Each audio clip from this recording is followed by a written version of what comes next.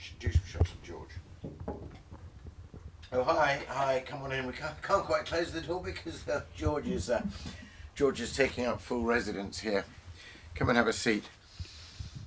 I'm sorry the place is such a mess. I just had so much going on lately that I haven't got around to the mammoth task of picking things up and particularly clearing my desk. I have enough trouble clearing the desktop of my computer, let alone anything else. Anyway, it's good to see you. It's been great, that you can pop round like this in this strange way and see me in my study. I love seeing other people's studies, I love, particularly writers I admire. I like going to their houses where they lived and seeing where they wrote. I got quite a thing actually of looking at their desks. I mean, my desk is, you see my desk there, but it's scarcely it's presentable, but there it is. It's a sort of state of happy chaos.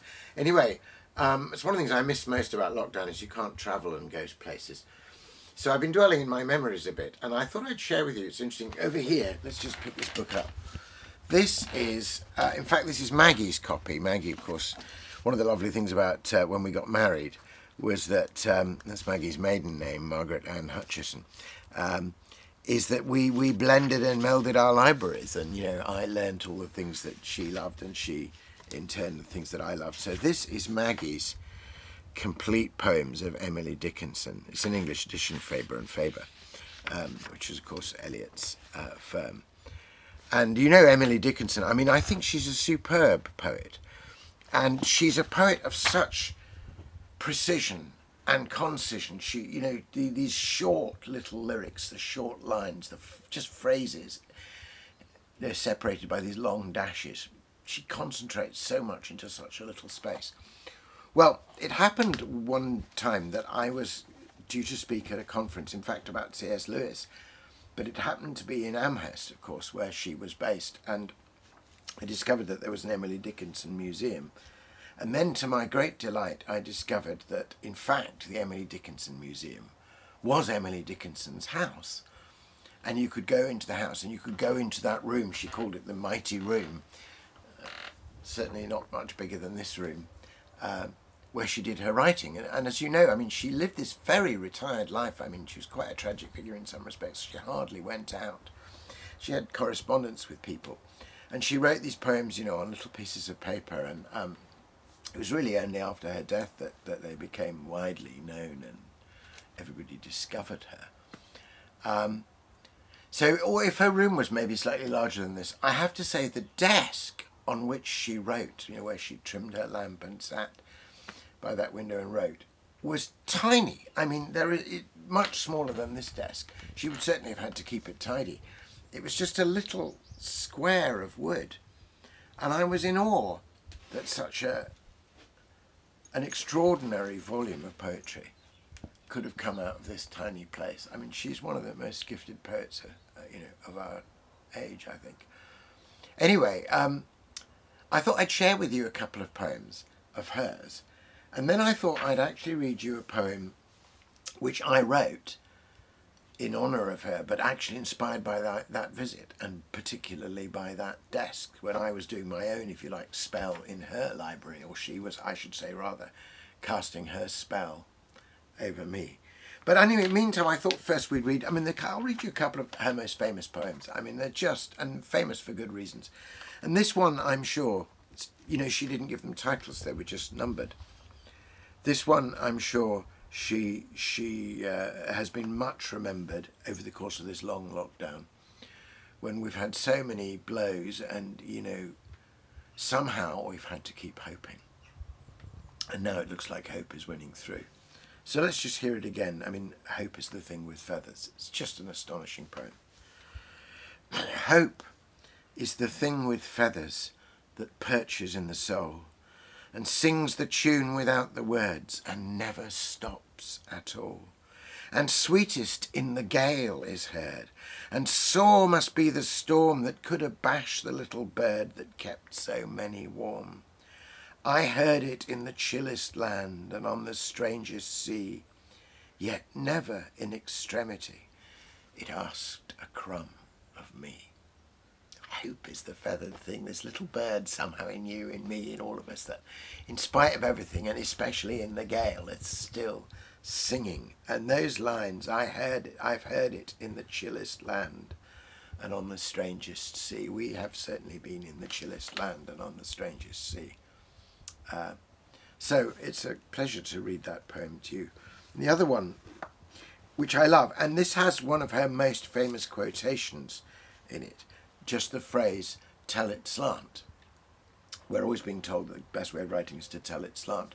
Though I think sometimes people quote tell it slant, and they're entirely interested in the slant, but not in the truth. She's interested in truth as well, because as you may remember, the opening line of this famous poem, number 1129, is tell all the truth, but tell it slant.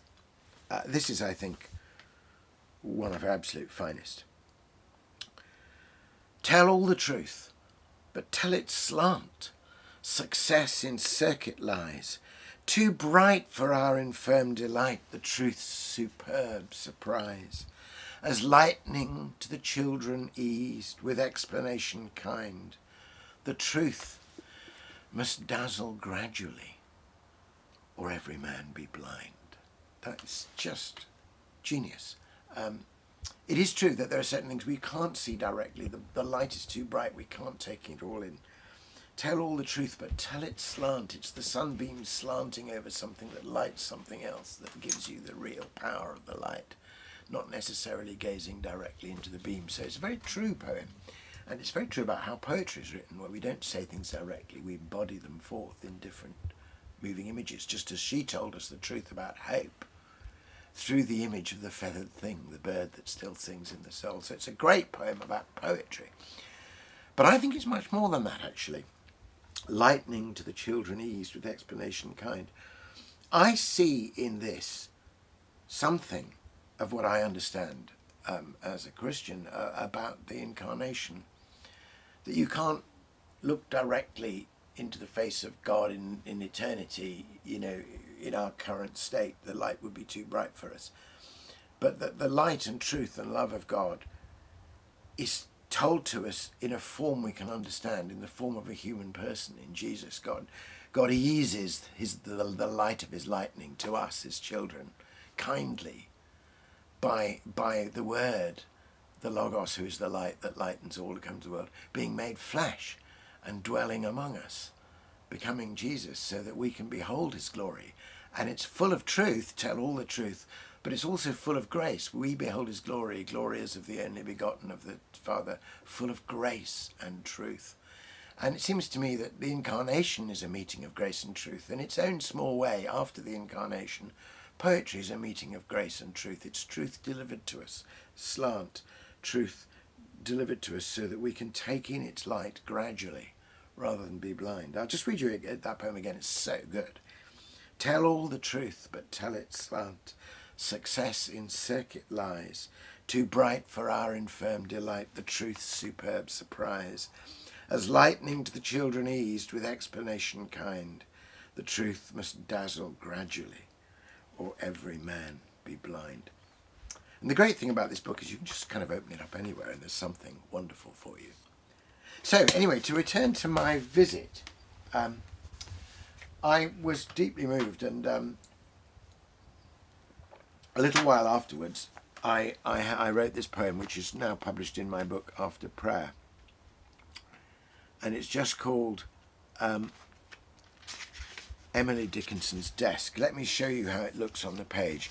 I followed her example of using not ordinary punctuation, but these dashes between the phrases. And you'll see I allude to that last poem that we've just read of hers. So here's my poem in honour of Emily Dickinson. Emily Dickinson's Desk. So slight and spare a square of wood sustains so great a muse. How plain and flat the entrance is to such a subtle maze. Perhaps the limits of this desk, its strict restraint of space, informed the poet's taken task and turned restraint to grace. Here, in this narrow paradise. She pledged and kept her troth, and trimmed her lamp, and trained her verse, and, slant-wise, told her truth. And she's a poet with a great deal of truth to tell. It gives me pleasure also that when I read Emily Dickinson, I read it out of the volume that Maggie was reading, you know, when she was a young woman exploring poetry and before she'd met me. And I always think of that lovely line in Simon and Garfunkel's song, A Dangling Conversation, you know, you read your Emily Dickinson and I my Robert Frost, and we note our place with bookmarkers that measure what we've lost. But I don't think these bookmarkers, my bookmarker in Maggie's book, measure what we lost. I think they measure what we've gained, immeasurably gained. Anyway, good to see you and thanks for dropping around again.